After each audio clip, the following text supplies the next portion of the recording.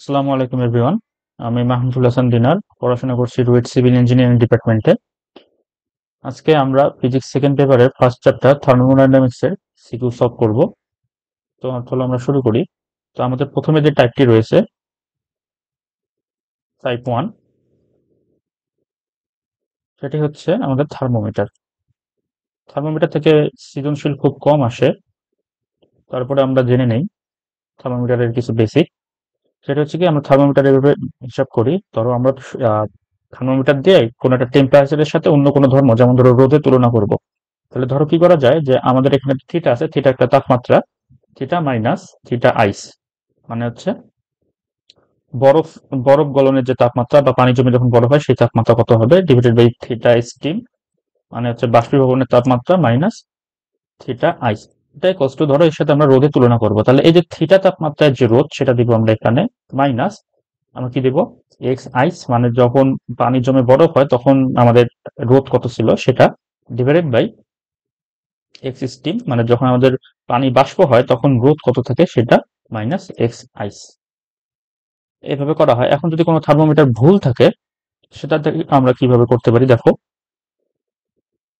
তো এই same same নিয়ম, যেমন ধরো যে কোনো একটা তাপমাত্রা মানে কোনো একটা থার্মোমিটার ভুল দেখাচ্ছে। তো ভুল দেখালে সেখানে কি হবে, তাহলে আমরা যদি এইভাবে হিসাব করি যে থিটা, প্রথমে থিটা ধরলাম মানে সঠিক তাপমাত্রা, আমাদের বাম দিকে সঠিক ডান দিকে ভুল ধরবো, theta minus theta ice divided by theta steam minus theta ice equals to কি হবে, ইকুয়ালস টু আমাদের ভুল যে তাপমাত্রা, তো আমি ধরলাম ভুল তাপমাত্রা মানে থিটা, আমাদের প্রকৃত তাপমাত্রা হচ্ছে থিটা, কিন্তু আমরা ভুলে থিটার চেয়ে একটু কম বেশি ধরে ফেলেছি, বা আমাদের যে থার্মোমিটারটি আছে সেটা আমাদের কম বেশি দেখাচ্ছে। তাহলে ভুল মাইনাস ভুলের আইস, ঠিক আছে, ডিভাইডেড বাই ভুলের স্টিম মাইনাস ভুলের আইস। এন্ড আমাদের কিছু কনভার্সন আসে মাঝে মাঝে, সেটা হচ্ছে তোমাদের সেলসিয়াস, ফারেনহাইট এবং কেলভিন স্কেলে। তো আমরা যদি সেটা দেখি, তাহলে আমরা কি করবো, প্রথমে সেলসিয়াস, সেলসিয়াস মাইনাস সেলসিয়াসের আইস কত, সেলসিয়াসের আইস হচ্ছে 0 ডিগ্রি, ডিভাইডেড বাই সেলসিয়াসের স্টিম হচ্ছে 100 degree minus 0 degree equals to ফারেনহাইটে যদি আমরা হিসাব করি, ফারেনহাইটে F মাইনাস 32, 32তে পানি জমে বরফ হয়ে যায়, এবং 212 ডিগ্রি ফারেনহাইটে কি হয়, পানি বাষ্প হয়ে যায়। আমরা যদি কেলভিনে নিয়ে যাই, তাহলে কেলভিনে কি হচ্ছে, 273-এ হচ্ছে পানি জমে বরফ হচ্ছে, এবং 373-এ কি হচ্ছে, পানি বাষ্প হয়ে যাচ্ছে। তো এই কয়েকটা সূত্র জানলেই আমাদের কাজ চলে যাবে। তো চলো আমরা একটা ম্যাথ সলভ করি। দেখো এখানে কি বলেছে, জাহেদ ও শাহেদ সহপাঠী, জাহেদের পদার্থবিজ্ঞান ল্যাবে আছে হাবিজাবি কিছু দেয়া আছে, বরফ বিন্দু এবং বাষ্প বিন্দুতে রোধ এত দেয়া আছে। তার মানে এই যে এক্স, এটা হচ্ছে বরফ বিন্দুতে, তার মানে কি এটা এক্স আইস, এবং এটা বাষ্প বিন্দুতে মানে কি এটা এক্স স্টিম। অপরদিকে শাহেদ এত এত কিছু করছে, কি বলেছে, 250 ডিগ্রি সেলসিয়াস তাপমাত্রায় রোদ নির্ণয় করতে বলেছে। তো আমরা কি জানি, theta minus theta ice divided by theta steam minus theta ice equals to কি হচ্ছে, এক্স থিটা মানে থিটা ডিগ্রি সেলসিয়াস তাপমাত্রায় রোদ কত, minus X ice divided by X steam minus X ice. তাহলে এখন দেখো আমরা কি করতে পারি, আমাদের বলছে 250 ডিগ্রি সেলসিয়াস তাপমাত্রা বের করতে, যেহেতু সেলসিয়াস আছে তো আমরা সেলসিয়াস দিয়েই করবো, ফারেনহাইট থাকলে ফারেনহাইট বসাই দিতাম। তো এখানে কি করবো, 250 দিলাম, 250 থিটা ইস কত 0, থিটা স্টিম কত 100 মাইনাস 0 ইকুয়ালস টু, এখন এক্স থিটা আমরা বের করব, মাইনাস এক্স আইস কত, এক্স আইস হচ্ছে 12, এবং ডিভাইডেড বাই এক্স স্টিম, তো এক্স স্টিম হচ্ছে 24। তাহলে 24 মাইনাস 12, তাহলে এখান থেকে যদি আমরা ক্যালকুলেট করি এক্স থিটা কত আসে, এক্স থিটা আসবে 42 ওহম। তো এটা এতটুকুই।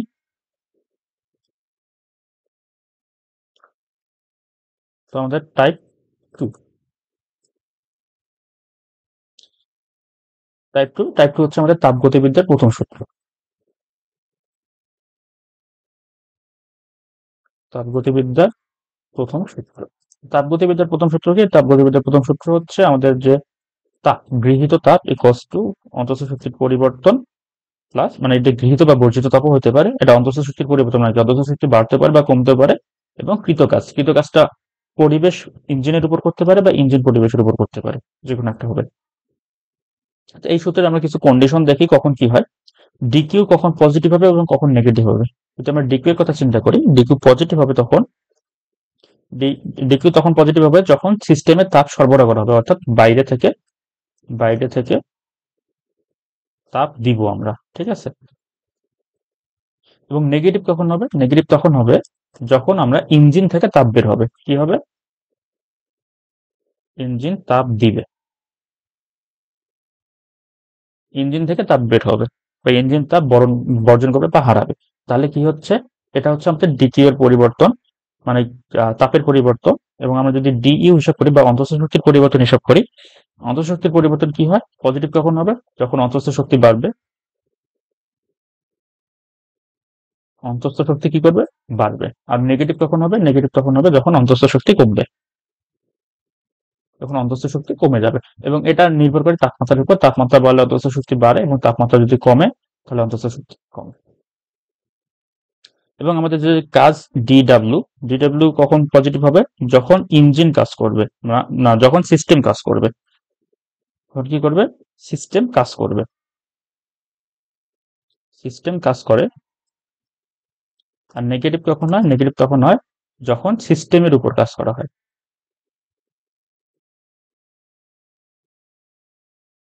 সিস্টেমের উপর যখন কাজ করা হয়, ঠিক আছে। তাহলে আমরা এর সাথে আরো কিছু সূত্র দেখিয়ে রাখি যেগুলো আমাদের পরে কাজে লাগতে পারে। সেগুলো হচ্ছে, আমরা যখন ডিকিউ বের করবো, ডিকিউ তো আমরা এই সূত্র দিয়ে বের করতে পারি, কিন্তু ধরো যে আমাদের কাছে ডিইউ বা ডিডাব্লিউ বের করার মতো জিনিসপাতি নাই, তখন আমরা ডিকিউ কিভাবে বের করতে পারবো, তখন আমরা ডিকিউ এর জন্য এটা ব্যবহার করতে পারবো, যে এন সিপি ডিটি। এখানে সিপি কি, সিপি হচ্ছে স্থির চাপে মোলার আপেক্ষিক তাপ। তো আমাদের যখন স্থির চাপে মোলার আপেক্ষিক তাপ দেওয়া থাকবে তখন আমরা এভাবে ডিকিউ বের করতে পারবো। আবার দেখো ডিইউ কিভাবে বের করতে পারবো, ডিইউ তখন বের করতে পারবো যখন হবে আমাদের এন সিভি ডিটি। যখন আমাদের স্থির আয়তনে মোলার আপেক্ষিক তাপ দেওয়া থাকবে তখন কিন্তু আমরা কি করতে পারবো, ডিইউ বের করতে পারবো। এবং আমরা কাজ কখন করতে পারবো, ডিডাব্লিউ ইকুয়ালস টু পিডিভি, মানে যখন আমাদের চাপ দেওয়া থাকবে, এবং ডিভি মানে কি, ডিভি মানে হচ্ছে আয়তনের পরিবর্তন দেওয়া থাকবে, তখন আমরা কৃত কাজ বের করতে পারবো। সো আমরা যদি এই সূত্র, মনে করো তোমাদের ডিকিউ বের করতে বলেছে এবং তোমার ডিইউ ডিডাব্লিউ সরাসরি দেয়া নাই, তুমি এখান থেকে এই সূত্র থেকে ডিইউ এবং এই সূত্র থেকে ডিডাব্লিউ বের করে এখানে বসে ডিকিউ বের করতে পারবা।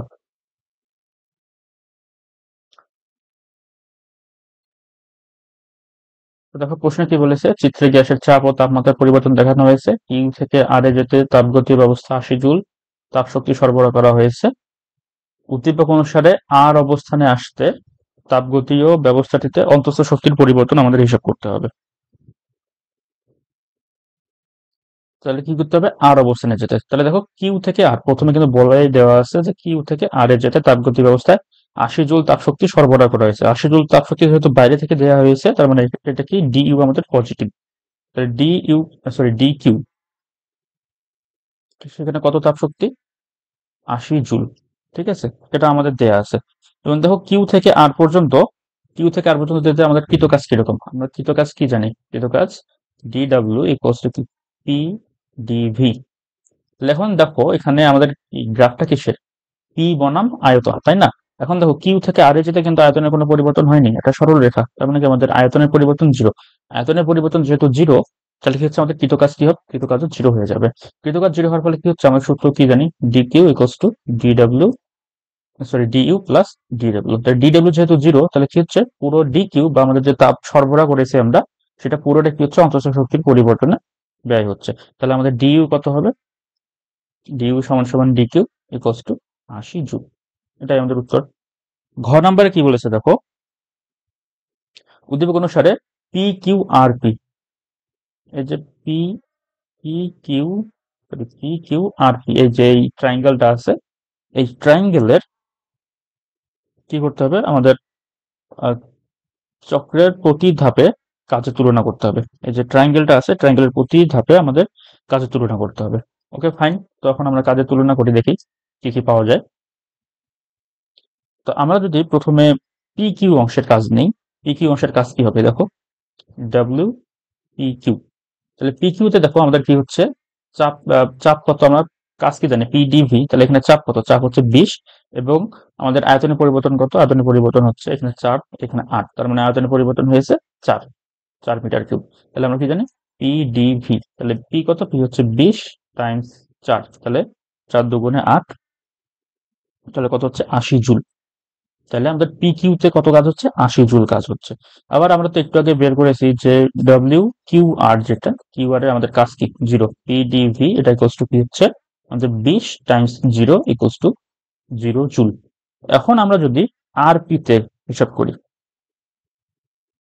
RP তে আমরা কাজ হিসাব করবো। এখন RP তে কিভাবে কাজ হিসাব করবো, এখন দেখো RP তে আমাদের আয়তন পরিবর্তন হচ্ছে, 8 থেকে 4 আসছে, এবং কি হচ্ছে আমাদের চাপও কিন্তু পরিবর্তন হচ্ছে, 40 থেকে বেশি চলে আসছে। তখন আমরা কি করব, তখন হচ্ছে আমরা এই যে PR যেটা আছে, এই PR হচ্ছে আমাদের এক্স অক্ষের সাথে যেই ক্ষেত্রফল তৈরি করে সেটা হচ্ছে আমাদের কৃত কাজ।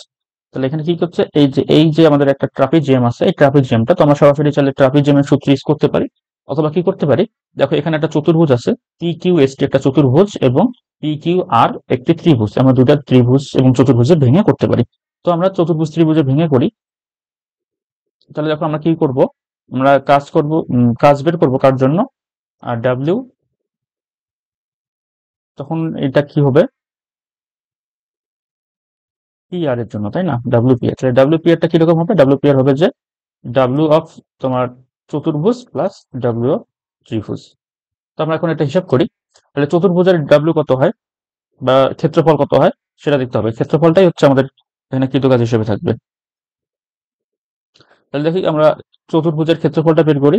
তাহলে এই যে আমাদের পরিবর্তন, দেখো এতটুকু কত, এতটুকু হচ্ছে 20, এতটুকু হচ্ছে 20, এবং এতটুকু কত, এতটুকু হচ্ছে 4। তো আমরা কি করব, এটা 20 ইন্টু 4 প্লাস, আমরা এখন ত্রিভুজের ক্ষেত্রফল বের করবো। দেখুন ত্রিভুজের ক্ষেত্রে দেখো ত্রিভুজের উচ্চতা কত, ত্রিভুজের উচ্চতা এইটুকু হচ্ছে 20, মানে 40 থেকে 20 বাদ দিলে 20, এবং ভূমি কত, ভূমি হচ্ছে 4। তাহলে আমরা এখান থেকে কি হিসাব করতে পারি, যে হাফ ইন্টু ভূমি কত, ভূমি হচ্ছে 4, ইন্টু উচ্চতা কত, উচ্চতা হচ্ছে 20। তো এটা যদি আমরা হিসাব করি,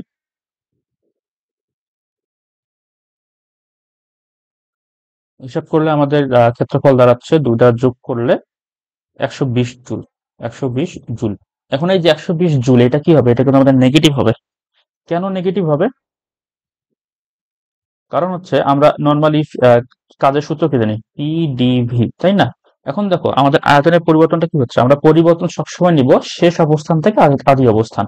এখন দেখো আমাদের যে PR বাহুটি আছে, আমাদের যে PR বাহুটি আছে, PR এর ক্ষেত্রে দেখো R থেকে কিন্তু P তে চলে এসেছে, তার মানে আমাদের কি শেষ আয়তন হচ্ছে 4, এবং আদি আয়তন হচ্ছে কত, 8। তাহলে আমরা যদি আয়তনের পরিবর্তন নেই, 4 মাইনাস 8 কত হয়, -4। এর জন্য কি হচ্ছে আমাদের এই অংশটুকুতে কি করতে হবে, এই অংশটুকুতে আমাদের নেগেটিভ কাজ হয়ে যাচ্ছে। তাহলে আমাদের কাজ কত হচ্ছে, নেগেটিভ 120 ডিগ্রি। তাহলে এখন আমাদের কাজের তুলনা করতে হবে। তাহলে আমরা যদি কাজের তুলনা করি, কোথায় কাজ সবচেয়ে বেশি, PQ তে কাজ কিন্তু সবচেয়ে বেশি হচ্ছে। তাহলে WPQ, তার চেয়ে কাজ কোথায় বেশি হচ্ছে, WQR, QR তে 0, কারণ এটা কিন্তু নেগেটিভ, নেগেটিভের চেয়ে 0 কিন্তু বড়। তাহলে WPR, তাহলে আমাদের এই পর্যন্ত দাঁড়াচ্ছে। তো চলো আমরা আরেকটা ম্যাথ দেখি। তো আমাদের পরের প্রশ্নটি দেখো, এখানে কি বলেছে, স্থির তাপগতির ব্যবস্থায় এত এত যেটা দেয়া আছে, এবং গ নম্বরে বলেছে AC পথে সম্পাদিত কাজের পরিমাণ বের করতে হবে। তো AC হচ্ছে আমাদের এই অংশটুকু, তো এর যে ক্ষেত্রফল, এই অক্ষের সাথে যে ক্ষেত্রফল তৈরি করবে সেটি হচ্ছে আমাদের কৃত কাজ। তো এটি তোমরা চাইলে পুরোটা ট্রাপিজিয়াম দিয়ে করতে পারো, অথবা চতুর্ভুজ ত্রিভুজ ভাগ করে করতে পারো। তো আমি চতুর্ভুজ ত্রিভুজ ভাগ করে করবো, কিন্তু তার আগে এখানে একটু কথা আছে। কথা কি, দেখো এখানে আমাদের যে আয়তন সেটা কিন্তু লিটারে দেওয়া আছে, তো আমাদের কি করতে হবে, মিটার কিউবে নিয়ে আসতে হবে। তাহলে মিটার কিউবে কিভাবে নিয়ে আসবো, 10⁻³ দিয়ে যদি গুণ করে দিই, তাহলে কিন্তু আমাদের মিটার কিউবে চলে আসবে। আবার দেখো প্রেসারের ক্ষেত্রে, প্রেসার কিন্তু এখানে জাস্ট 3, মানে কি 3 প্যাসকেল না, কিন্তু দেখো 3 এর পরে কি 10⁵, 10⁵ নিউটন পার মিটার স্কোয়ার দিয়ে আছে, মানে কি 3⁵ এত প্যাসকেল হয়ে যাচ্ছে। তাহলে আমরা প্রেসারের সাথে কি করবো, 10⁵ গুণ করে দিব, এবং আয়তনের সাথে 10⁻³ গুণ করে দিব। তো চলো হিসাব করি, আমরা WAC বের করবো। WAC কি করবো, আমরা W চতুর্ভুজ প্লাস W ত্রিভুজ বের করবো। ওকে, তো W চতুর্ভুজ বের করি। চতুর্ভুজের ক্ষেত্রে দেখো এই অংশটুকু কত, এটি হচ্ছে দেখো 2, এই অংশের কত হচ্ছে দেখো 6 থেকে 2 গেলে 4। তাহলে কি হচ্ছে, আমি দিব কি মানে পিডিভি অ্যাকচুয়ালি, তাহলে কি প্রেসার কত, প্রেসার হচ্ছে 2 × 10⁵ হচ্ছে, কিন্তু 10⁵ এখানে দেখো দেওয়া আছে এই যে,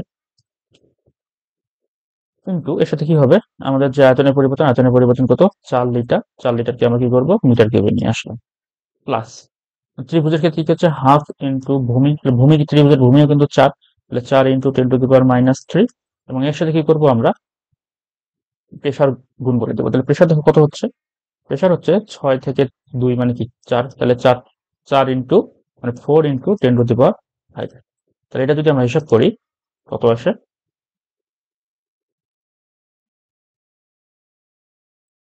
1600 জুল।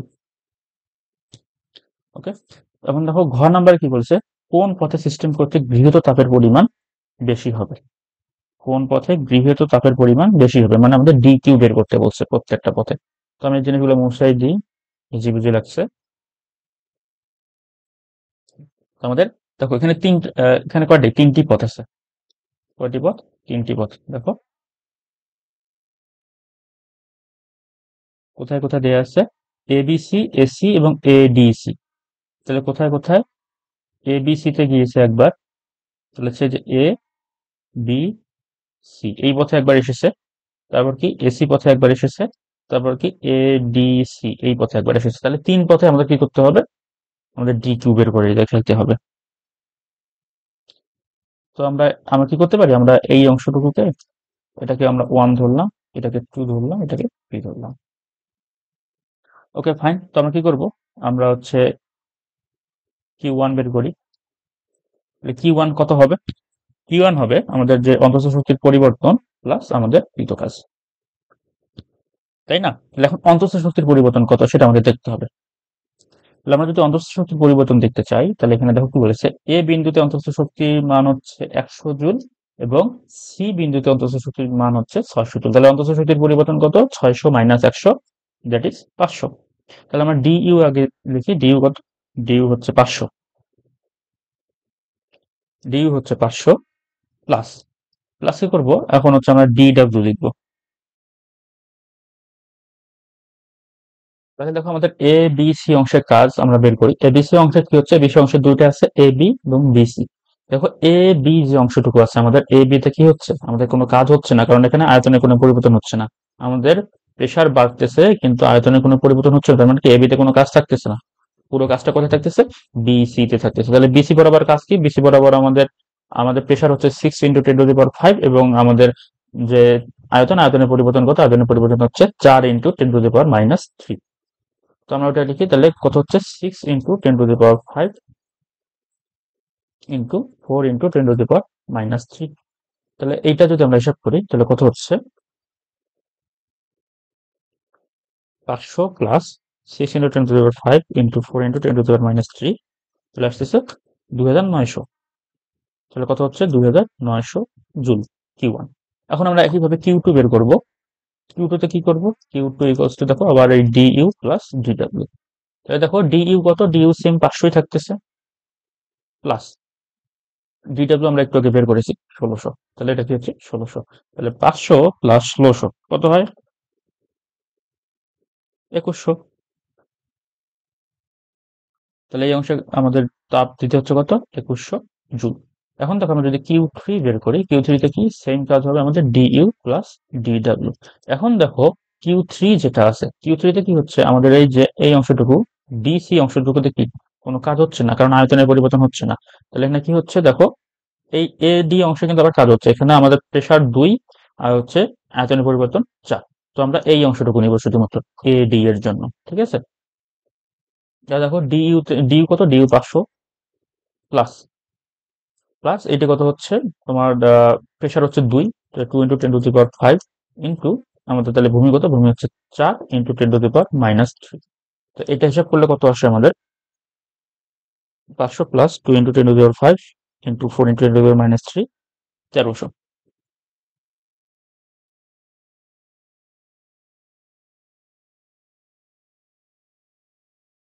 তাহলে 1300 জুল। তাহলে শেষে এখন দেখো, তাহলে তুমি এখন হিসাব করে দেখাতে পারবা যে কিউ 1 কিউ 2 এবং কিউ 3 এর মধ্যে কে বেশি কে কম। তো হচ্ছে আমরা এর পরের ম্যাচে যাই, পরের ম্যাথে কি বলেছে, লিখনের পানির তাপমাত্রা কতটুকু বৃদ্ধি করেছিল এটা আমাদের বের করতে হবে। তো দেখি লিখন এখানে কি কি করছে। লিখন কি করেছে যে 84 কিলো জুল তাপ সরবরাহ করে 30 ডিগ্রি সেলসিয়াস তাপমাত্রায় 5 কেজি পানি উত্তপ্ত করলো। তারপর নিয়ন কিছু একটা করছে, পানির আপেক্ষিক এত দেওয়া আছে, বাষ্পীভবনের আপেক্ষিক তাপ দেওয়া আছে। আচ্ছা, লিখনের পানির তাপমাত্রা কতটুকু বৃদ্ধি পেয়েছে সেটা আমাদের এখন ক্যালকুলেট করতে হবে।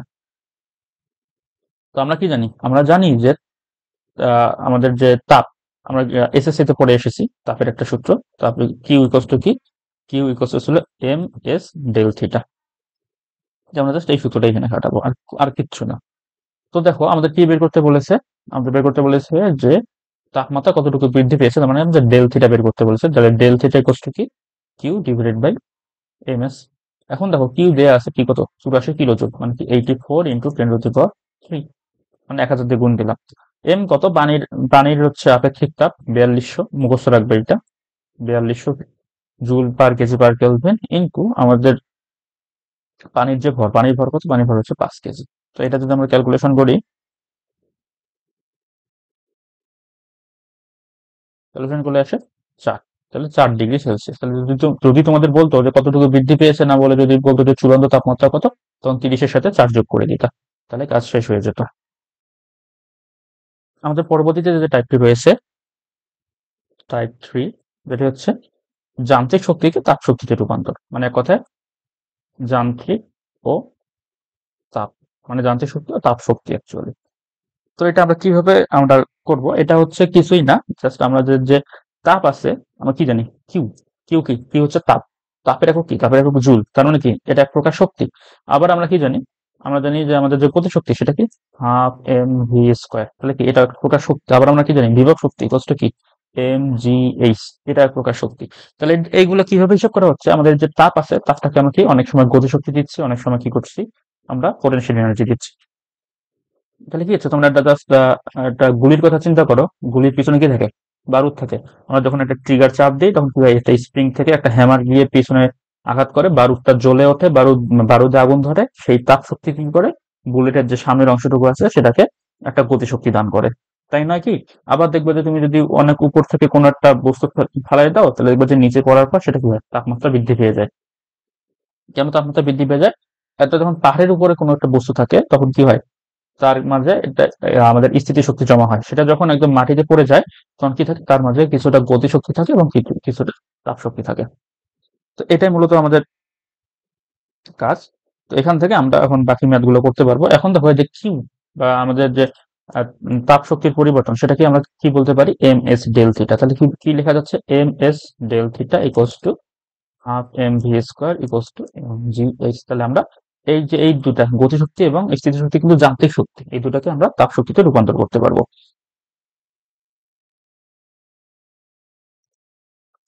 তো দেখো ঢাকা বোর্ড 22 এসেছে, 0 ডিগ্রি সেলসিয়াস তাপমাত্রায় এত কেজি বরফ এত উচ্চতা থেকে ফেলে দেওয়া হলো, এতে বিভব শক্তি 55% তাপে পরিণত হয়েছে। ওই যে আমি একটু আগে বললাম যে আমার যে বিভব শক্তি, বিভব শক্তির কিছু অংশ গতিশক্তি পাবে এবং কিছু শক্তি তাপ শক্তি পাবে। তাহলে কি বলেছে দেখো, বিভব শক্তি 55% তাপে, তার মানে কি বাকি যে 45 অংশ ছিল সেটা কি গতিশক্তিতে ছিল, এবং এই তাপ সমস্ত বরফকে গলিয়ে দেয়। এই যে তাপ ছিল সেই তাপটুকু সমস্ত বরফকে গলিয়ে দেওয়ার মতো মানে এনাফ ছিল। কিছু সময় পর বরফ গলা পানির তাপমাত্রা এতটা উন্নত হয়েছে, এবং আচ্ছা বরফ খণ্ডটি কত উচ্চতা থেকে পড়েছিল সেটা আমাদের বের করতে হবে।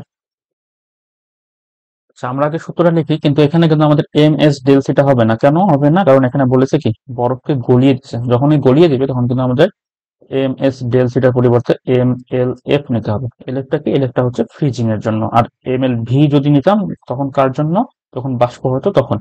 M L F equal to হচ্ছে এম জি এইচ। ঠিক আছে, তো আমরা কি করতে পারি এখন, এখন বলা হয়েছে কি দেখো, আমাদের যে স্থিতি শক্তি ছিল মানে বা বিভব শক্তি ছিল, তার 55% কি হয়েছে, তাপে রূপান্তরিত হয়েছে। তাহলে কি হচ্ছে, তাহলে আমি কি বলতে পারি, আমার যে তাপ সেটা কি, সেটা হচ্ছে এই যে এম জি এইচ, এটার কত 55%, 55 মানে কি, 55 ডিভাইডেড বাই 100। তাহলে দেখো এখান থেকে এম এম কেটে যাচ্ছে, তাহলে এইচ ইকুয়ালস টু কত হচ্ছে, H equals to 100 L F divided by 55 G. তো কি করবা, জাস্ট মান বসে দেবা, 100 টাইমস এলএফ কত 3.36 10⁻5 ডিভাইডেড বাই 55 ইন্টু 9.8। এটা যদি হিসাব করি,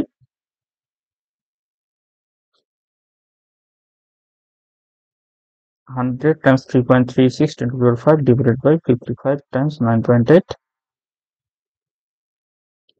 এটা আসে 62,337.6 মিটার।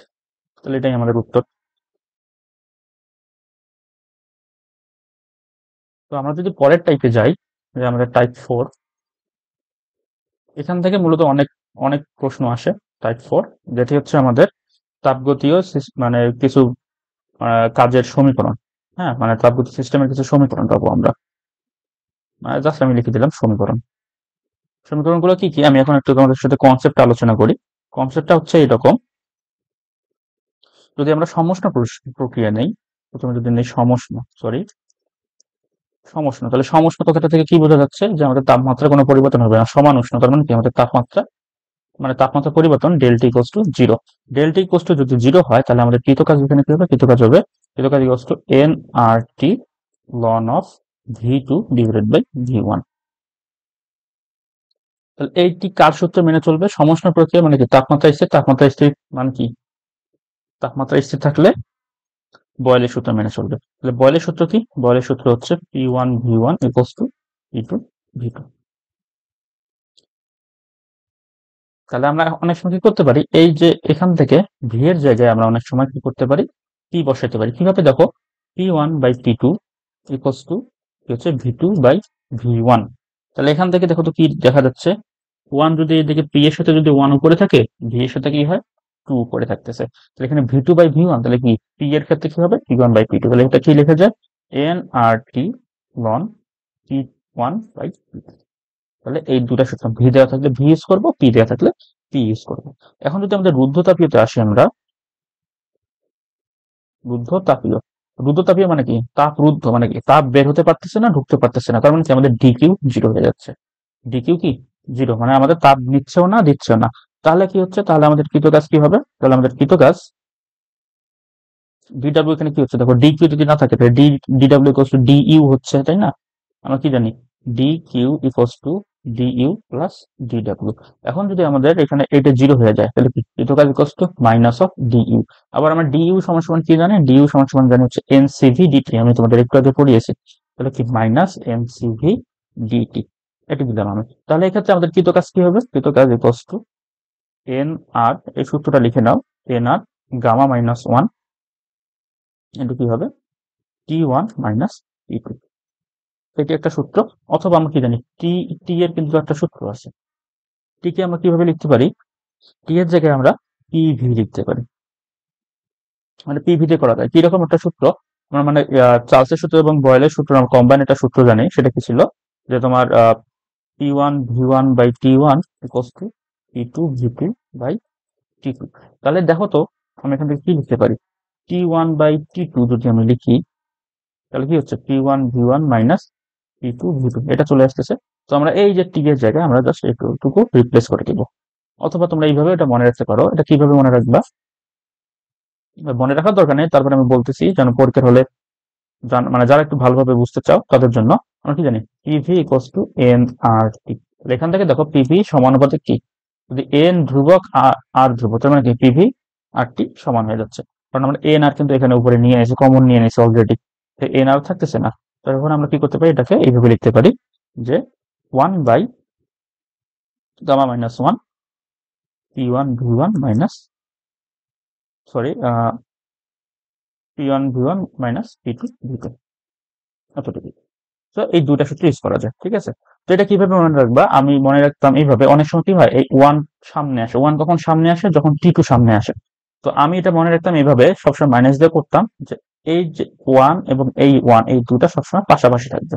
তার মানে কি, আমার ভাগফলে মানে নিচে যেটা থাকবে সেটাতে মাইনাস ওয়ানটা পরে থাকবে, এবং এখানে গুণ আকারে যেটা থাকবে টি ওয়ানটা আগে থাকবে। আমি এইভাবে মনে রাখতাম। দ্রুততাপীয় প্রক্রিয়ার কিছু সূত্র আমাদের জানতে হবে, পি এবং ভি এর মাঝখানে। যেমন একটু আগে আমরা বয়েলের সূত্র বললাম, P1 V1 equals to P2 V2। তো এখানেও কিছু সূত্র করতে হবে আমাদের, সেটা হচ্ছে P1 V1 gamma equals to P2 V2 gamma. আবার একটা সূত্র আছে কি, T1 V1 gamma minus one equals to T2 V2 gamma minus 1। আরো একটি সূত্র আছে কি, T1 P1 1 minus gamma divided by gamma equals to T2 P2 1 minus gamma divided by gamma. এখানে গামা কি এখন সেটা আমাদের দেখতে হবে। গামা হচ্ছে তোমার এক পরমাণুক যখন হবে, আমার যখন এক পরমাণুক তখন গামা কত, গামা হচ্ছে 1.67। যখন দ্বি পরমাণুক তখন গামা কত হবে 1.4, এবং যখন ত্রি পরমাণু, তিনটা পরমাণু থাকবে আর ত্রি পরমাণু কোনো গ্যাস, তখন কি গামা হবে কত 1.33। এটা অনেক সময় 1.41ও বলা হয়, ঠিক আছে। আর আর তো জানো তোমরা আদর্শ গ্যাস ধ্রুবক, সেটা হচ্ছে কি 8.314 জুল পার মোল পার কেলভিন। তো এগুলো লাগবে, কিন্তু অবশ্যই লাগবে, আমি যত কিছু লিখাইলাম। তো আমরা ম্যাথ সলভ করি।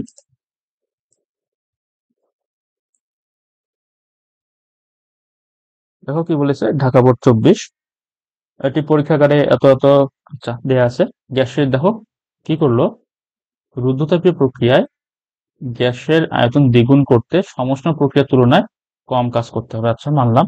রুদ্ধতাপীয় প্রক্রিয়া গ্যাসের চূড়ান্ত চাপ নির্ণয় করতে বলেছে।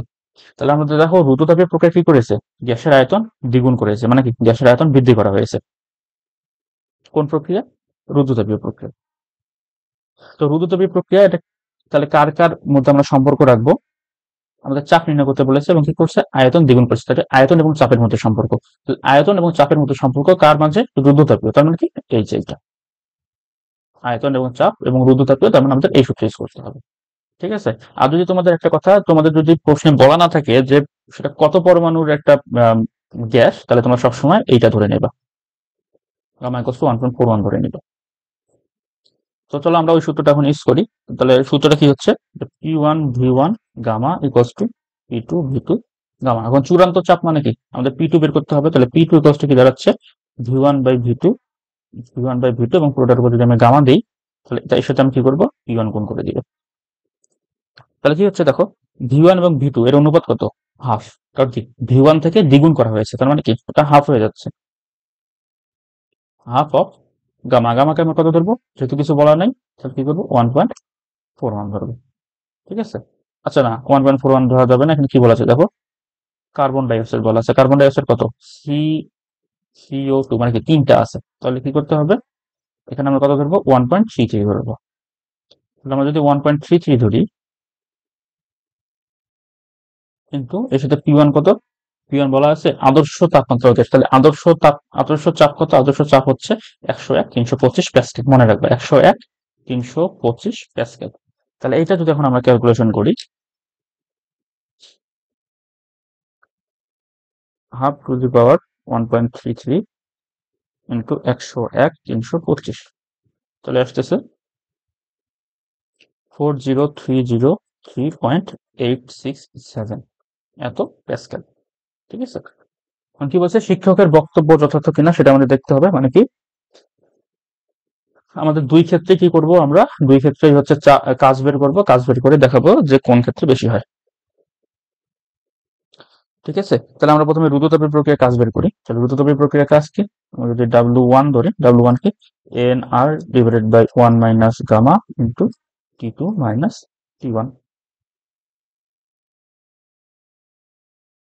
তাহলে দেখো এখন কি হচ্ছে এখানে, এখন আমাদের টি বের করার নাই। আমরা চাইলে কি করতে পারি, আমরা চাইলে টি বের না করে করতে পারি। টি বের করে না করে কেমন করতে পারি, এই যে আমি একটা সূত্র লিখে দিয়েছিলাম এখানে, দেখো এখানে কিন্তু P1 V1 এবং P2 V2 আছে, টি কিন্তু নাই। তো কি করা যায়, এখানে দেখো আমরা প্রথম ক্ষেত্রে কি জানি, প্রথম ক্ষেত্রে আমরা যদি ভি কে V1 ধরি, এবং তাপ আমরা চাপ কিন্তু জানি যে 101 325 ছিল, এবং দ্বিতীয় ক্ষেত্রে চাপ কত হয়েছে, দ্বিতীয় ক্ষেত্রে এই যে চাপটা হয়েছে এইটা কি রুদ্ধতাপীয় চাপ, তার মানে কি আমরা দ্বিতীয় ক্ষেত্রে চাপ পেলাম, মানে P2 ও পেলাম। এবং কি বলেছে দেখো আয়তন দ্বিগুণ করেছে, মানে কি আমরা V2 ও পেলাম, মানে P1 P2 V1 V2 দুটা পেয়েছি, মাইনাস করলে হয়ে যাবে। তো ওইভাবে করতে পারো। আমি জাস্ট তোমাদের এটা দেখাচ্ছি যে কিভাবে তোমরা জাস্ট মানে ভি বা পি থেকে টি তে কনভার্ট করবা, সেটা আমি আগে দেখায় নিচ্ছি, ঠিক আছে। তোমরা চাইলে ওইভাবে P1 V1 দিয়ে করতে পারো, তখন আর তোমাদের কিছু বের করতে হবে না আলাদা করে। তো আমি আগে T1 এবং T2 বের করার চেষ্টা করি, ঠিক আছে। T1 তো আমরা জানি, কারণ আমাদের আদর্শ তাপমাত্রা ও চাপ বলছে, মানে আদর্শ তাপমাত্রা কত 25 ডিগ্রি সেলসিয়াস। তো আমাদের কাছে ভি এর পরিবর্তন দেয়া আছে, তাহলে আমরা কি ভি এবং টি এর যে সূত্র সেটি নিব।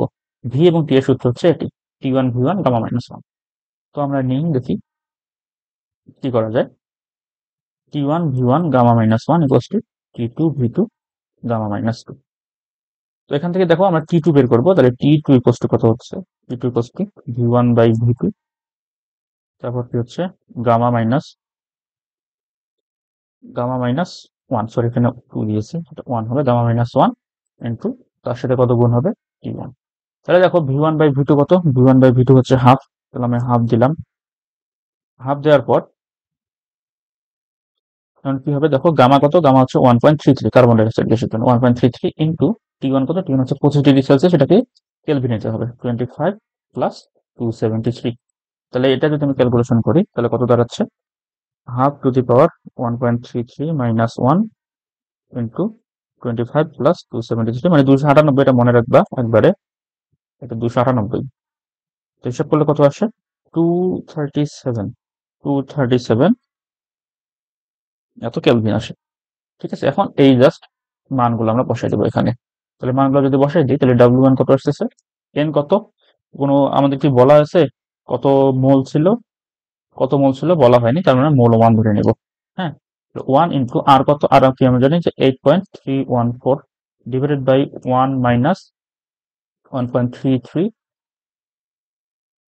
তাহলে দেখো এখানে আমি কিন্তু T2 দিয়েছি, T2 দেওয়ার কারণে কি হয়েছে, আমি 1টা সামনে দিয়েছি, কিন্তু আমি যদি এখানে T1 দিতাম তাহলে এই 1টা এখানে আসতো। ঠিক আছে, তো আমি যেহেতু এখানে 1 সামনে দিয়েছি তাহলে কি T2 চলে আসবে সামনে। মানে তোমরা এক কথা মনে রাখবা, যদি কাছাকাছি থাকে 1 আর 1 কাছাকাছি থাকবে, আর যদি দূরে দূরে থাকে তাহলে 1 এবং 1 একদম দূরে থাকবে। তাহলে T2 কত, T2 হচ্ছে 237 মাইনাস T1 কত 298, এটা একবারে মনে রাখবা 298, আর 27 ডিগ্রি থাকলে হচ্ছে 300, আর যদি 30 ডিগ্রি থাকে 303 কেলভিন। তাহলে এটা যদি আমি হিসাব করি তাহলে কত হচ্ছে 8.314 divided by 1 minus 1.33 into 237 minus 298,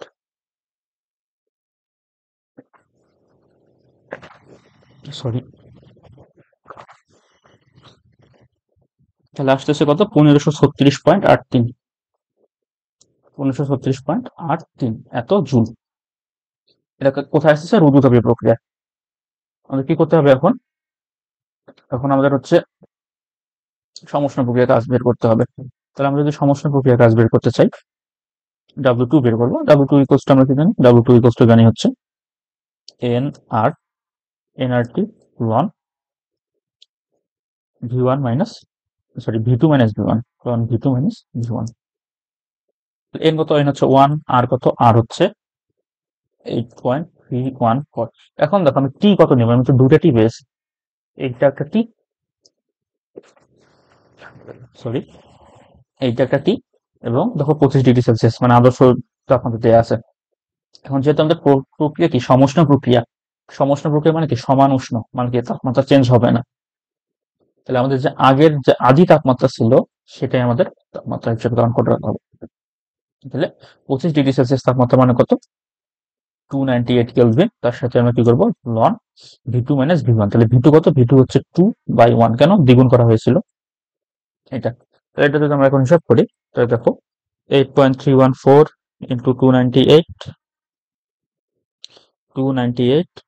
loan 2, এটা হিসাব করলে কত আসে 17.32, 17.32 জুল। তাহলে কে বেশি হলো, অবশ্যই W2 গ্রেটার দেন W1। এটা তোমরা ধরে নিবা যে সবসময় হচ্ছে সমষ্ণ প্রক্রিয়ায় কাজ একটু বেশি হয়।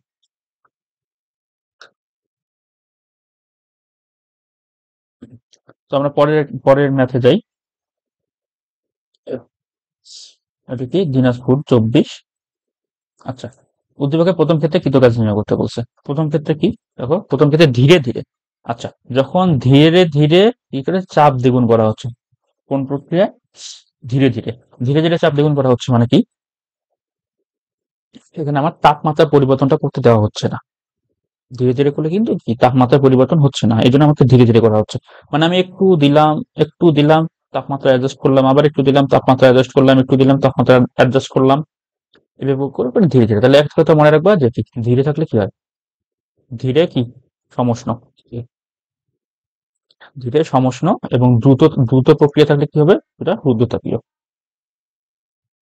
তোমাদের যদি বলা হয় যে গাড়ির যে টায়ার ফেটে যায় বা চাকা ফেটে যায়, সেটা কি প্রক্রিয়া? সেটা অবশ্যই রুদ্ধতাপীয় প্রক্রিয়া। কেন? কারণ ওটা একদম মানে ঠাস করে ফেটে যায় খুব কম সময়ে, মানে দ্রুত গতিতে ফেটে যায়। তাহলে সেটা কি? রুদ্ধতাপীয় প্রক্রিয়া। আচ্ছা, প্রথম ক্ষেত্রে মানে কি? তার মানে আমাদের প্রথমে যেহেতু ধীরে ধীরে দ্বিগুণ করা হয়েছে, এটাকে সমষ্ণ প্রক্রিয়া। সমষ্ণ প্রক্রিয়া কৃত কাজ আমাদের বের করতে হবে। তো আমরা সমষ্ণ প্রক্রিয়া কৃত কাজ আমরা কি জানি? W equals to nRT ln V2/V1। তো আমাদের কি করতে হবে? জাস্ট এখন দেখি কি কি দেয়া আছে। আমাদের টেম্পারেচার দেয়া আছে 30°C, মোল সংখ্যা দেয়া আছে 2 মোল। তাহলে আমাদের nRT পেয়ে গেলাম। এখন V2/V1 দেয়া আছে কিনা সেটা দেখতে হবে। কি করা আছে দেখো, প্রথমে ধীরে ধীরে চাপ দ্বিগুণ করা হয়েছে। তাহলে কি আমাদের ভি এর সূত্র কাটবে? ভি এর সূত্র কাটবে না। কার সূত্র কাটবে? পি এর সূত্র। আমি কিন্তু তোমাদের লিখে দিয়েছি। দেখো, যখন আমাদের ভি না দিয়ে পি থাকবে তখন কিন্তু P1/P2। দেখি চাপ কি করা হয়েছে? দ্বিগুণ করা হয়েছে। তার মানে কি? অবশ্যই P2 দ্বিগুণ হবে। তার মানে কি? nRT ln P1/P2। তাই P2 কে আমি কি লিখতে পারি? 2P1 লিখতে পারি অবশ্যই। দ্বিগুণ করা হয়েছে। তাহলে n কত? n হচ্ছে 2। আর কত? আর হচ্ছে 8.314। টেম্পারেচার কত? 30°C, মানে কি 303 কেলভিন। তার সাথে কি? লন P1/P2 মানে কি? হাফ। P1/P2 কত? হাফ। তাহলে এটা যদি আমি হিসাব করি তাহলে কত আসে? 2 ইন্টু 8.314 ইন্টু 303 লন হাফ। তাহলে কত আসে?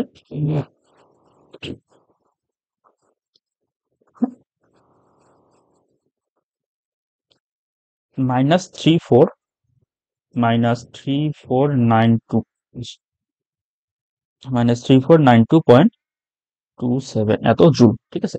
মাইনাস কেন আসলো? দেখো, চাপ কিন্তু দ্বিগুণ করা হয়েছে আমাদের। চাপ দ্বিগুণ করছে আমরা। চাপ ধীরে ধীরে দ্বিগুণ করছি। চাপ দ্বিগুণ করলে কি হবে? আমাদের আয়তন কিন্তু অর্ধেক হবে।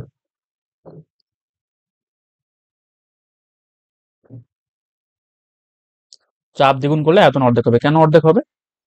কারণ আমরা কি জানি? P1/P2 equals to V1/V2। তাহলে দেখো, সরি না, P1/V1 equals to P2/V2। P1/V1 equals to P2/V2। তার মানে দেখো কি? P1 মানে P এবং V এর গুণফল কি থাকবে? সবসময় কনস্ট্যান্ট থাকবে। তার মানে কি বলেছে? দেখো, P যদি বাড়াই তাহলে কি হবে? V অবশ্যই কমবে কনস্ট্যান্ট রাখার জন্য। তার মানে কি? P বেড়েছে, তার মানে কি? V কমেছে। V কমা মানে কি? আমাদের আয়তন কমা। আর আমরা কি জানি? কাজ সমান সমান কি জানি আমরা? আমরা জানি যে কাজ ইকুয়ালস টু PdV, মানে আয়তনের পরিবর্তন। এখন আয়তন যেহেতু কমেছে তার মানে কি? কাজ কি? নেগেটিভ হবে। এটাই। হ্যাঁ। তারপরে ঘ নাম্বার কি বলেছে দেখো, উদ্দীপকের আলোকে জাহিন কি দাবি করছে? জাহিন দাবি করলো পাত্রের গ্যাসটি হিলিয়াম। পাত্রের গ্যাস কি? হিলিয়াম। তার মানে আমাদের কি? গামার মান বের করতে হবে।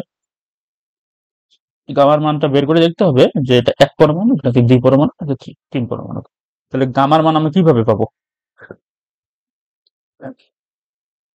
তাহলে গামার মানের ক্ষেত্রে আমরা যদি একটু হিসাব করি, গামা অনেক ভাবে করা যায়। ঠিক আছে, অনেক ভাবে করা যায়। তো আমাদের যেহেতু এখানে চাপ দেয়া আছে এবং তাপমাত্রা দেয়া আছে, তো আমরা এই তাপমাত্রা এবং চাপ দিয়ে, দেখো কি বলে, দেখো তাপমাত্রা পেলো 3 গুণ করলে, পরে দ্রুত 3 গুণ করলে তাপমাত্রা কি? এত হয়ে যায়। ঠিক আছে, তাহলে আমরা কি? গামার মান পেয়ে যাবো। চাপ এবং তাপমাত্রা এগুলো ছেড়ে আমরা গামা পেয়ে যাবো।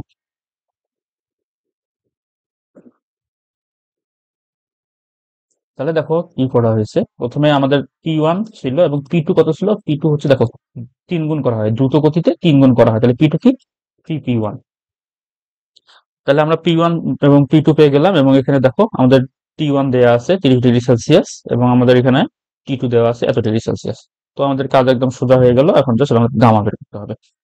কিভাবে গামা বের করবো? পি আর টি এর মধ্যে সম্পর্ক। তাহলে পি আর টি এর মধ্যে আমাদের কোন সম্পর্ক? সেটা হচ্ছে T1 minus gamma divided by gamma equals to T2 1 minus gamma divided by gamma.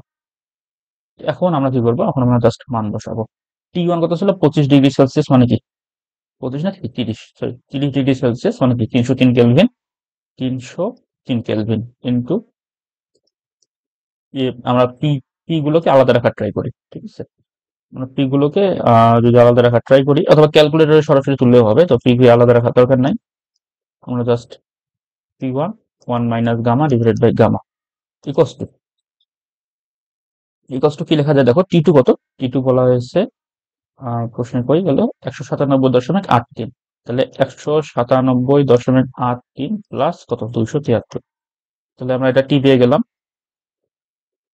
কিন্তু কি হচ্ছে দেখো, পি টু কত, পি2 কিন্তু আবার 3p1, দেখো পি2 কিন্তু 3p1, তাহলে আমরা কি করব এখান থেকে 3p p1, তাহলে 3p1 এর উপর কি হচ্ছে 1 minus gamma divided by gamma.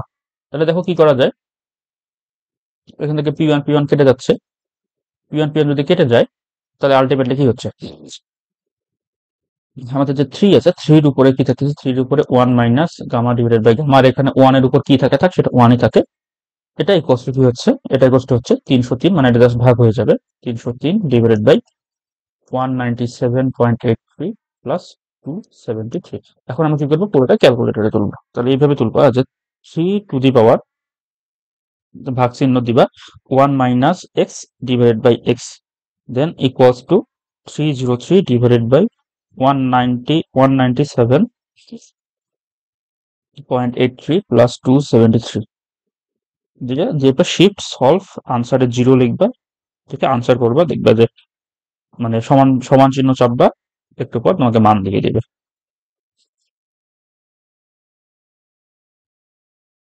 Calculator দেখি অনেক দেরি করতেছে, সমস্যা নেই, ক্যালকুলেটর দেরি করলে আমরা অন্য মেথড ইউজ করব। আচ্ছা, ক্যালকুলেটরে টাইম লাগতেছে, তো আমরা এখন কি করব, এই যে ভাগফলটা, এই ভাগফলটা আমরা বের করে নিই। আচ্ছা না, ক্যালকুলেটর দিয়ে দিছে, একটু টাইম নিয়েছে বাট দিয়ে দিয়েছে, খুব সুন্দর। তো গামা ইকুয়ালস টু কত আসছে, গামা ইকুয়ালস টু আসছে 1.67, তাহলে 1.67 কি এক পরমাণু, এক পরমাণু মানে কি হিলিয়াম, কি হিলিয়াম এক পরমাণু, তাহলে অবশ্যই কি সঠিক। জাহিন কি বলেছে, হিলিয়াম, তার মানে এটি কত আসছে দেখো 1.67, তাহলে এটি হিলিয়াম, তাহলে জাহিনের মন্তব্য কি সঠিক। আমরা দেখি এরপরে আরেকটি ম্যাথ সলভ করি।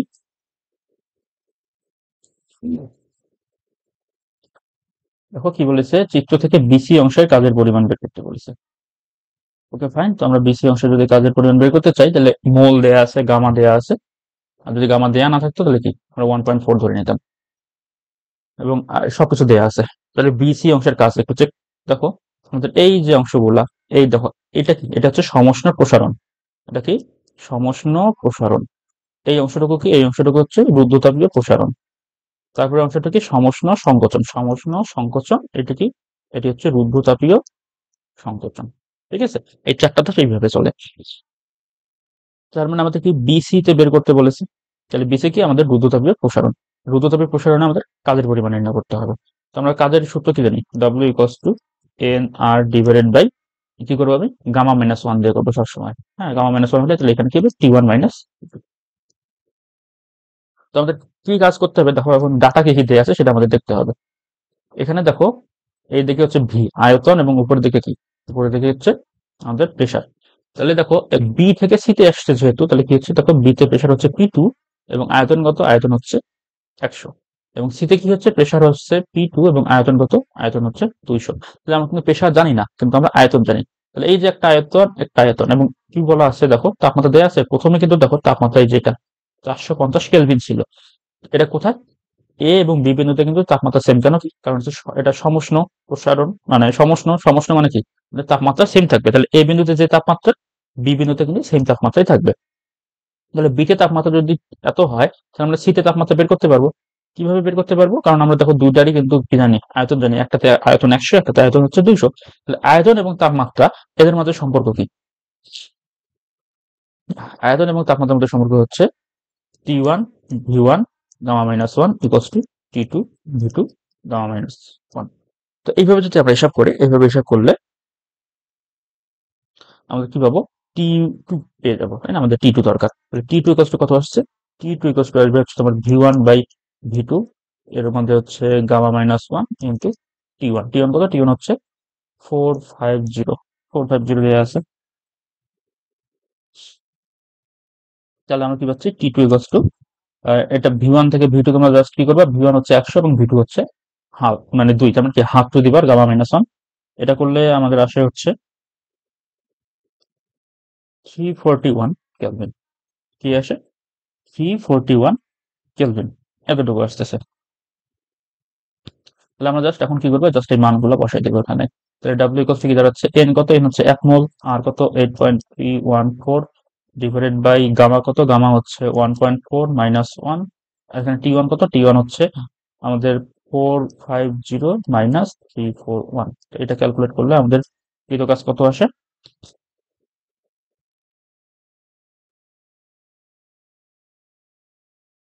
2264, 2264.4 এত জুল।